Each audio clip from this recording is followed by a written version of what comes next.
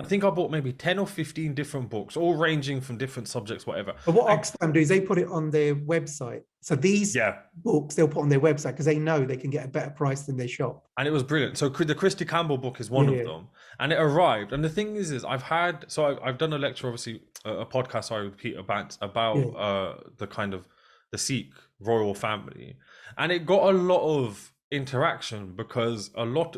Mardas Duleep Singh holds a, just like the Kohinoor, I guess, holds a very Mm. kind of dividing place in the Yep. community, which is either he's a Sikh or he's a Christian, and And that, yeah, there's and that's why never I found his book so yeah interesting because Peter's, probably the most best quality book in the 2000s that came out near me was Sovereign, Squire, and Rebel, yeah and just those three phases, Sovereign, Squire, and Rebel, it it just shows that journey. So he wasn't just a Sikh all his life, wasn't just a yeah. Christian. He went through these phases. But even to try and segment him into either one is to take away his humanity. Because think Yeah, about it, you could, just like we were talking earlier, you were saying you don't necessarily feel like you belong when you go to Punjab, but you wouldn't necessarily say you're not Punjabi, like as a yeah, categorical sentence, right? yeah. But And here I always tell people I'm from ex- Punjab. exactly, and there's a Yeah, nuance, I think, and I think yeah, one thing I really enjoy with this, especially having these conversations, is we get beyond binaries, we get beyond it's black or white, it's yes or no. And so mm, even with the podcast with Peter Bance, a few people were slightly questioning why I'd called it the Sikh royal family, considering for a lot of intensive purposes, Duleep Singh becomes a Christian. And as far as I'm concerned, if he was born to the Sikh empire, again a term that I don't yeah. necessarily agree with, who am I then to strip it away from him? And But then especially, his children kind of reignited their Sikhi because his daughters wouldn't even speak in English. They spoke yep. in Punjabi to each other, right? And on top of that, and then again, him claiming his or trying to reclaim his Sikhi and his kind of empire or his power, so to speak. Yes, you could argue it's a political kind of objective. It's got nothing to do with his religion or his understanding. But reading Christy Campbell's book, again, only halfway through it, I really am finding it difficult to put it down because I'm like, I'm actually getting to understand the Leap Sing on a completely different level. You understand how he feels, not just from what's happened to him, but you got to remember he's a child when this Yeah, happens, when it so happened. he doesn't have a clue. And when he gets older, you can see that, especially for people like you and I who know what it was like when we were teenagers. You kind of see this rebellious streak in him where he's like, actually, I'm kind of figuring things out. Things are starting to connect. He's And the starting to environment around him would have been so different, because I've been to some of the addresses he's lived in London, right? And you go into crazy. these places and you see, and you just think this is what he was surrounded by. I had the And opportunity to go to the men's. Well, we went to Scotland on a yeah, like a Castle staycation. Menzies. Yeah, Yeah, Mardas Duleep Singh's child is buried there, yeah, buried there and around and there. he stayed there for some time. So we just rock up. We turned Yeah. up. It And says did you bump into anyone there? so we walked in, and they've got like a guy behind the like the desk, the reception or whatever. It's a really small place. There's not actually Yeah, yeah, much to yeah. see. But the guy was so nice. So he was telling me things about Madhur Dalip Singh, and I was like, "What?" Like as in he'd Have a look obviously. at our yeah. Now have a look at our Edinburgh video. You'll see how much they know. Oh, it's crazy. They took so much interest, and then he was talking about how he's working with Peter Bance and all of these other organizations. And I was like, "Oh, funny you've named these people. I've actually just spoken to him the other day." Yeah. But it was just insane to see that, like, or not even insane for me. I was stood in the like one of the main rooms thinking, all right, so my guy in the middle of the 1800s has essentially lost all his family. He's witnessed. So I think one of the letters in Christy Campbell's book that he shares, Duleep Singh writes to, I can't remember who, but basically Duleep Singh is sharing with how he witnessed one of his relatives shoot the prime minister and how he was an eyewitness to that and how it Yeah, affected him. yeah. And so you're thinking, all right, this 10-year-old or however old he is at the time witnesses all of this murder and mayhem within his own family. He then witnesses his empire or what he's knows as normal being destroyed and replaced by essentially a foreign invading force that he, like, for all intensive purposes, he has no idea. And then he's shipped essentially halfway across the world to a foreign land, which is freezing cold. Because I was like, that, I don't know why, but that to me was something that kept registering, which is how did he manage not just everything else, but then the weather and everything else that went there, and then a complete culture shift. So he's going from and prepared for that by, you know, the Logans, right? For this crazy, Christianization yeah, process. given a Bible, told Yeah, that yeah. this is what you need to go and study and read, and he does like in some of the letters that he writes, he's sharing Bible passages, but he's also sharing lines from the Guru Granth Sahib Ji, which is absolutely like, it's just astounding to see inside his head. But I think there's so many more of these characters out there, you know. Well, and you know, the Duleep Singh story, yes, it's been put on our kind of on the map, you know, through the work that Peter has done.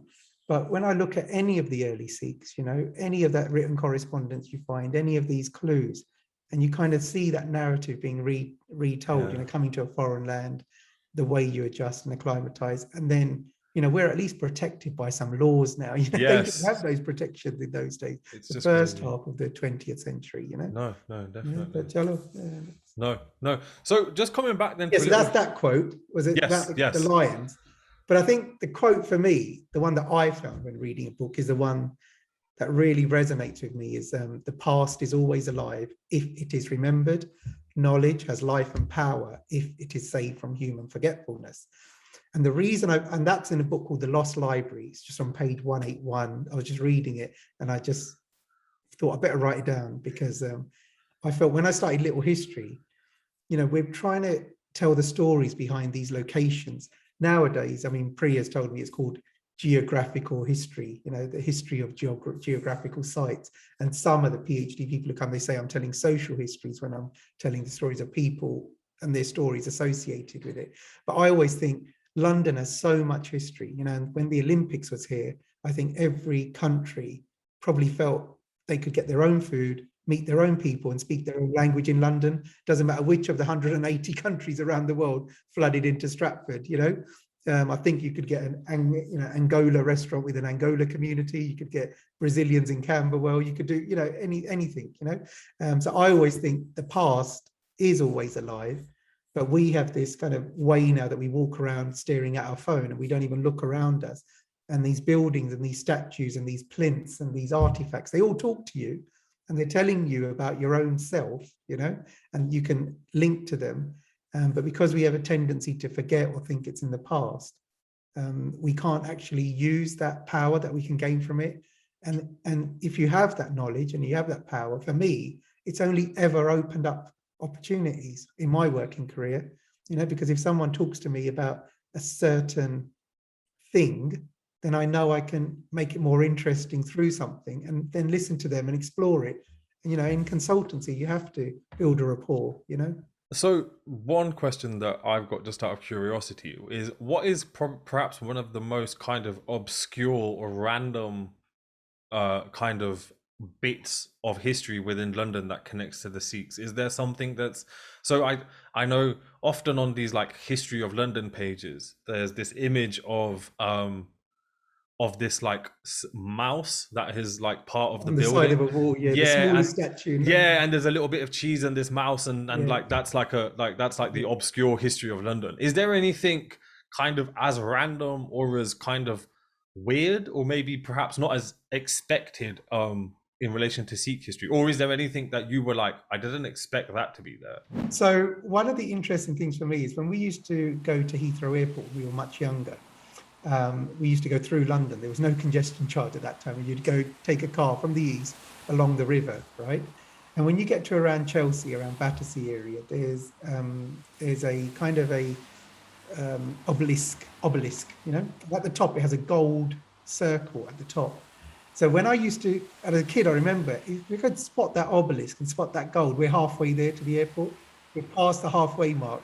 So however long it took us to get to that obelisk in Chelsea, we're close to the airport now. It's only half an hour left, right? And you know, we had to do a lot of Heathrow runs when we were younger. That was your day out, isn't it? To go and collect a person from the airport. And it was about, I don't know. So I grew up with that memory of driving through London, river on this side, straight road through London, right hand side, look for the obelisk, you're getting near Heathrow, right? 20 years later, I realised that it's the Chillianwala Memorial to the Battle of Chillianwala in the gardens of the Royal Hospital, Chelsea. And now I have my own board there that tells the Sikh story of that. You know, That's a cool, that I like the way that story's gone like full circle. That's really cool. so we were invited to write the Chillianwala story from a balanced or a Sikh perspective, rather than just what the NAM could provide, which is we done this and we done this and we done this, and it was all that. And they said, Rav, this is not what we want to portray here. So why don't you? So I went to Amalpar, and I said, Amalpar, I'm only going to use your book to do it, so you might as well help me do it, right? So I wrote a narrative. We made sure the numbers were correct. We made sure this was correct. He QA'd everything. And then, for 3 years, it's been there now, and the board tells the Sikh story of Thar help with the image. And I just remember that monument from when I was a kid, and you can, but now you've got the congestion charge. So no other kid will have that from East London to Heathrow. You have to go around the A406, right? No, that is, I like that. I like just the fact that that's gone full circle and you're the same person who's then helped to put the story in. And now we've got a restoration grant coming for that monument. They want to restore it to even with the 4 cannons. It's so much opportunity. And all this has come through a relationship, And I keep telling him, I am a nobody, that there are bigger organizations that when you see the kind of money that's going to be put towards this, then it's going to need bigger organizations. Little History ain't going to be able to do anything, right? So, we just about give the donations when we finish the tour, right? But we'll do it, it'll be fine. So that is brilliant. So I noticed that behind a Little History of the Sikhs, there's a whole team of people, including other guides such as Harkiran Kaur, Ajuni Kaur, along with a team of experts, including Dr. Tejpal Singh. I've had the pleasure to talk to him a little bit about some of the military history side of stuff. Gurpreet Singh Anand, I think he's the individual. Central Gurdwara. That's it, yeah, Central Gurdwara. Stephen Baker, and then previous podcast guests, as you mentioned, Amarpal Sidhu, as well as a team of people helping with your resources and media. So how did you go from one, and this is also a kind of a personal question, because I guess in some ways I'm in a similar position where how are you going to grow? Yeah, I'm like one person doing my bit, trying to see how far I can take it. But you've kind of gone from that journey to now having a team. So how did that happen? Like, what do these people help you with? And how does that whole group kind of create a Little History of the Sikhs? So look, with the Little History story, I think it goes in phases, because I had this grounding with the Punjabi school. I know I can control 10, 12 kids, taking them on a tour. I know I can do the school history teacher type project, take them out, bring them back safe, right? So my grounding is there. But actually what I wanted to do and what I enjoy is being out there, learning Sikhi away from books, because books people don't read.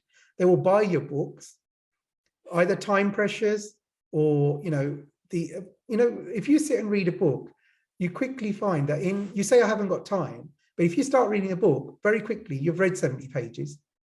When you started that thing, people don't realize how quickly you can read. I don't know if I just skim read, but I went through phases when I was young where I'd read a lot of books at the library that I got bored going there because I read them already, So I don't know if it's just the speed of reading, but there's something that I try and do which makes people want to pick up that book behind me on Peter Bance or written. So I don't have any merchandise, nothing that says A Little History of the Sikh, buy my t-shirt, buy my jacket, buy this.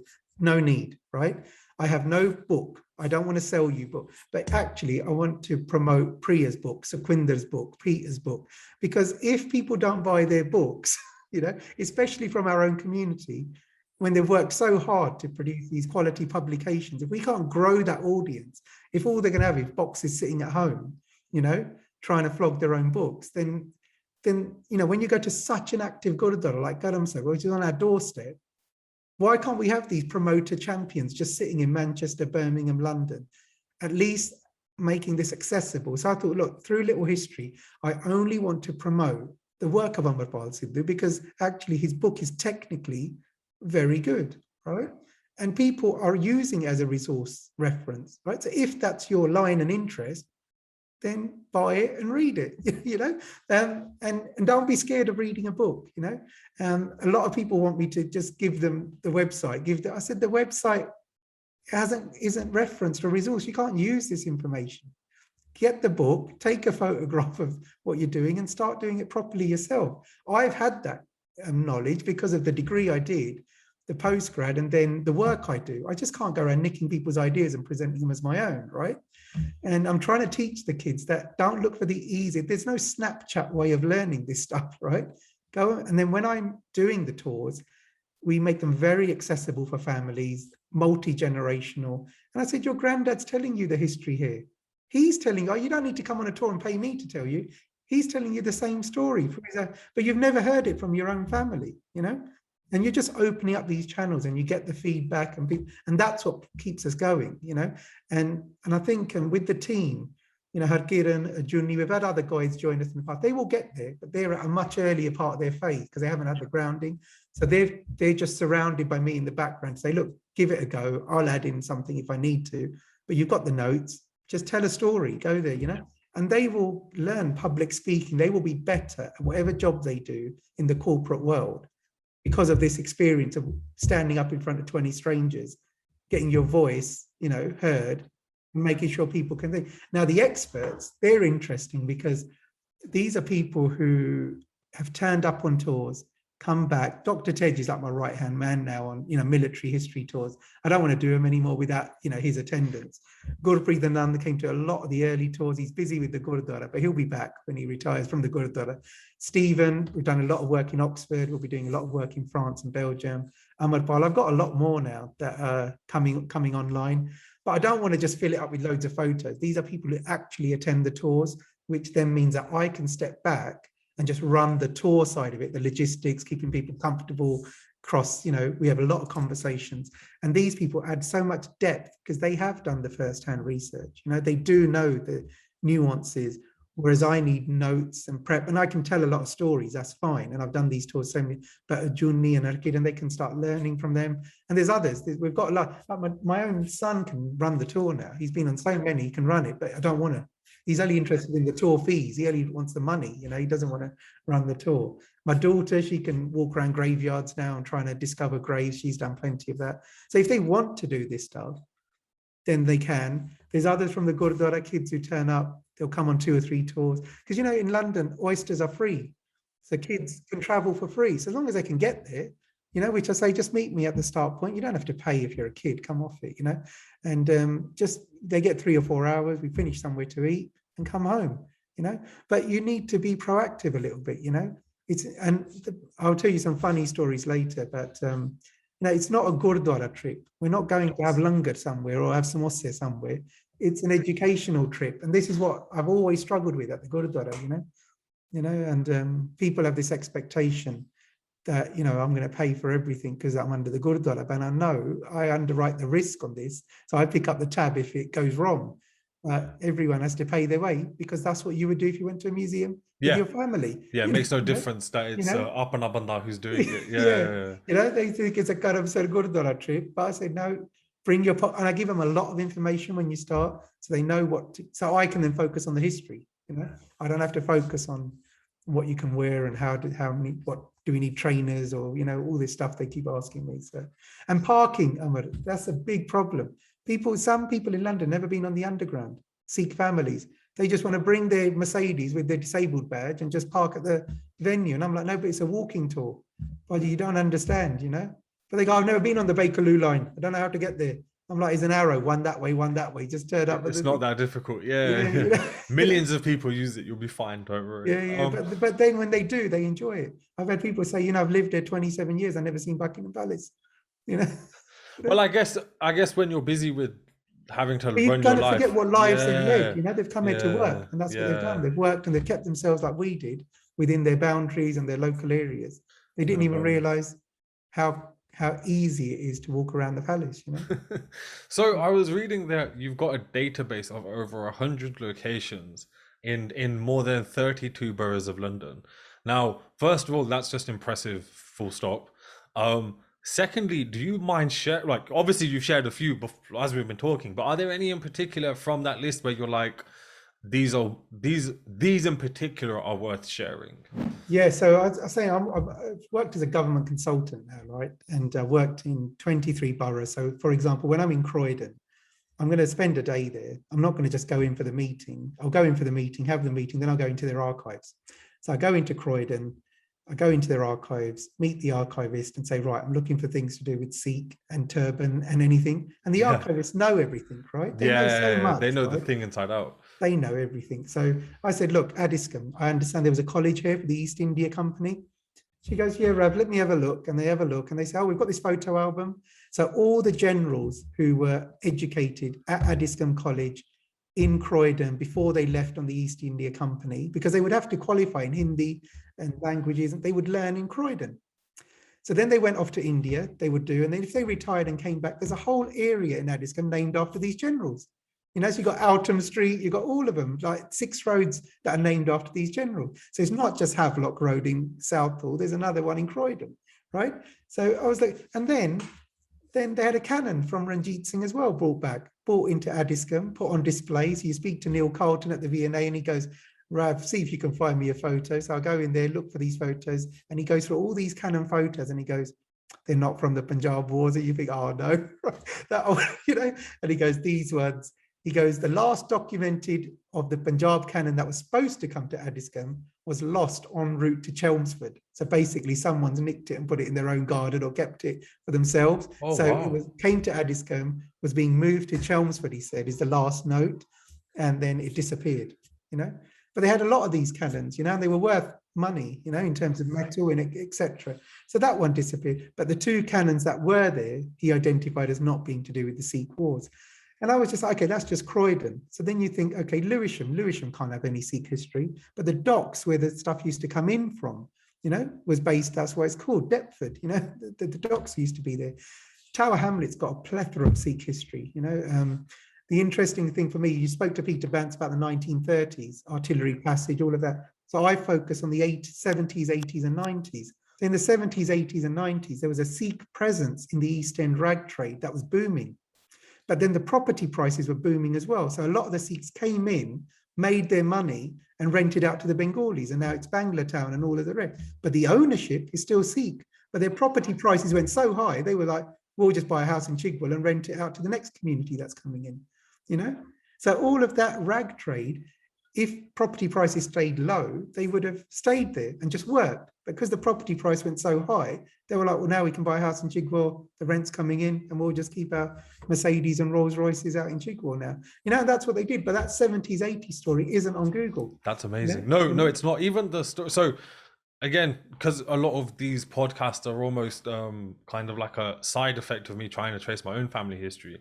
Like my father and my grandma and my chachi turned up to England in 1972. So obviously to understand what the hell was going on in that period, I needed to go and study it. So just understanding what was going on in the 60s and all the anti-race riots, the anti-black riots that were going on in London. And because, so for argument's sake, when I talk to my grandma, I talk to my dad, talk to my uncles, it's a very emotional conversation to have with them because they went through so much. They turned up with like £5 in their pocket. My grandfather passes away a few years after. My dad's like 15, 16. He's the oldest of 3 brothers. My grandma's working too, just like a lot of diaspora kind of descendants can relate to, like grandma's working 2, 3 jobs, manual labor jobs, trying to make ends meet. And then to see kind of what the environment was that they were living in really puts it into kind of perspective, and especially considering like even the laws by the end of the 60s had changed. So but this is actually a bit of a nugget that I only discovered recently. So as far as I was concerned, my grandma and my family had turned up into England as refugees. Yeah, that was just an assumption. However, it turns out they actually worked a loophole. Now, the loophole was this, which is, I think in 1968, when they bring in the Second Legislation Act, it clamps down on the amount of numbers of British citizens that can come from the empire into England. And as a result, you had to file all sorts of paperwork to even get on the list, and there are huge backlogs. So when I'd read this, I went, what my grandma's telling me doesn't make sense, because technically they shouldn't have been able to arrive in England. So I saw it kind of soon after reading this, and I was like, yo, what happened? Who bought you? I was like, all right. And again, trying to talk to the elder generation, sometimes it gets lost in translation what you're trying to ask. So I was like, all right, who bought your ticket for you to go from Africa to England? I was like, did you buy it? She was like, no. I was like, who bought it then? And she told me, which was, it was in our family, it was her brother-in-law at the time. So I was like, hold on, he bought you a plane ticket. I was like, but how? Because you were at, like, you would have been a Kenyan national on your passport. You would have been coming from the empire. The British wouldn't let you in. And she was like, no, he bought the ticket from England on her name, a one-way ticket, and they shipped everyone over. Once they were in the country, they then declared refugee status. So I was like, you basically played the system. And she was like, yeah, like we had to. Like how, like otherwise you would have been stuck. You would have been on this huge list of this huge waiting list in order to come over. But I wouldn't have figured any of that out unless I'd had these conversations and kind of figured stuff out. So again, coming back, it's really important digging into these periods, because otherwise it doesn't make and sense. I think people now, I find the groups, you know, people send locations to me, send other stories, but the 100 locations, it's 108 on the date. I've shared the database with people. It's no secret. They're public buildings, you know, and it's what they have, where it's located. And I'll send it to you, the PDF, you know, it's fine. For me, it was all about how do I knit these together? So I was thinking doing, you know, tours, Westminster only, Chelsea only. We have 3 in Chelsea, Westminster. But it's what stories you tell at what location. Some of these are just residential addresses, but things happened here. You know, people lived here, their story has been hidden, but they're memorialized in other ways. Then there's a plethora of artifacts. I think Aman always says it's scattered around London. And, you know, but there's lots of it, you know, and because of these generals that came back, there's a lot of stuff that was funded through India, but then funded through Punjab in that second wave, you know, because they made their businesses out there. Paintings, there's a lot of paintings, and people don't assume there's a lot of art of Sikhs or arts by Sikh artists, but there's more and more of it now in London, you know. There's always a silent painting I always talk about, that whenever you go to the V&A, you face the throne, it's gold, it's shiny, you take your photos, but you never see what's behind you. And what's behind you, and I've watched this in my own groups. I take a group there, I said, explore the Sikh section. And then I just sit and watch them explore and see, are they actually reading the cards? Are they absorbing the knowledge? Or are they just taking photos, updating their WhatsApp and then moving on? Because that's what, without a tour guide, that's what they do. But, you know, like even in India, Chal dekh le hum, come on, let's go home. Take a photo, you know, yeah. Quick photo khich li chalo. But when you're on a tour and you know that you're visiting these places, I'm trying to get them to read the cards themselves. Because the only reason I made the tour was because I read the card. I didn't do anything. I didn't have an enlightening moment that explained all this history. It was made on this date, made of this material, found here, brought here. It tells you. But there's a painting in the V&A. It's called The Lady of Amritsar. And I did a video of this with Sikh Foundation last year. That lady is watching you, doing all of this stuff around the golden throne of Amritsar.